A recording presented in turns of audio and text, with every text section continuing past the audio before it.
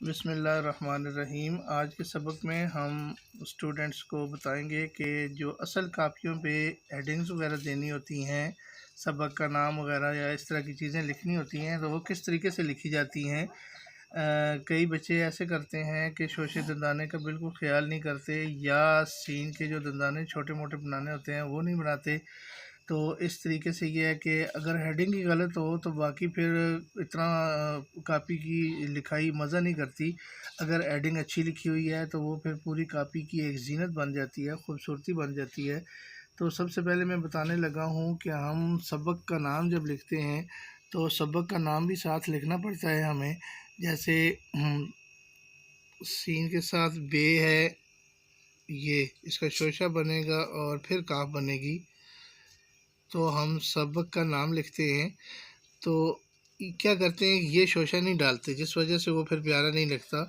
تو اور کاف الف کا اکثر لوگ غلط لکھتے ہیں۔ یہ کاف الف کا اس طرح ہوتا ہے، وہ کیا کرتے ہیں کہ میم الف مال کے اوپر زبر ڈال دیتے ہیں، وہ کاف الف کا نہیں ہوتا۔ سبق کا نام ہم نے لکھنا ہے، ہیڈنگ دینی ہے، تو یہ اس طریقے سے لکھیں گے۔ یہ سبق کا نام لکھ کے، یہ کالن لکھ کے آگے پھر سبق کا نام لکھا جاتا ہے۔ اسی طریقے سے سبق کے مصنف کا نام لکھنا ہے تو مصنف اس طریقے سے لکھتے ہیں۔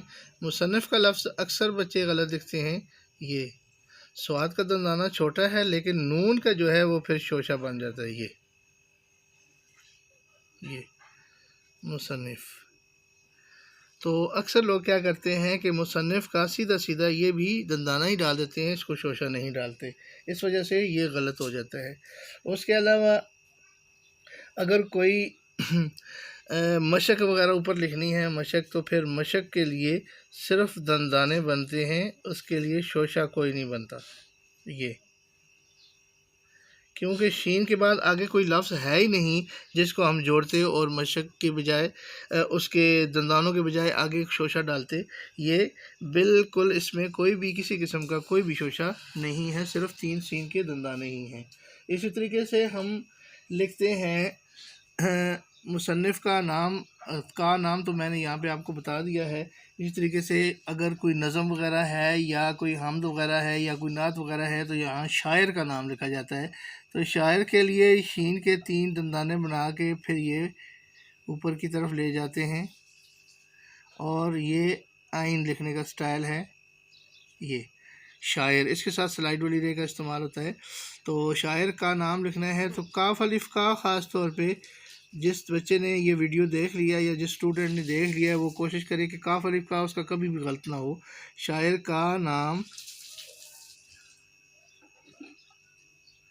یہ ہم کاپی کے اوپر لکھتے ہیں تو اکثر بچے کیا کرتے ہیں کہ وہ غلط لکھ دیتے ہیں۔